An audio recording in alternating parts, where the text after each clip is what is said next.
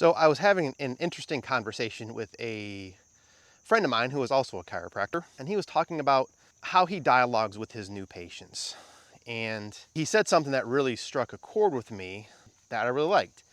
And what he said was when he talks to a patient and he is going over their findings, the one question he asks them is, what drug can restore normal function to the nervous system? And of course, the patient says, uh, well, there's no drug that can do that.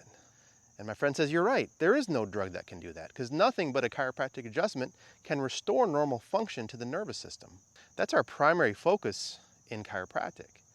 So there's no drug you can take to do what we do for you. So whatever issues you have, it's very often because you have a nervous system that's not functioning like it's supposed to.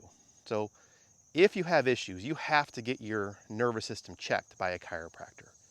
And then if we find that there's interference and distortion and an imbalance in the nervous system, you have to get it corrected, or else you're never going to fully get resolution from that issue. There's no drug that can do that for you. Only chiropractic adjustments can do that.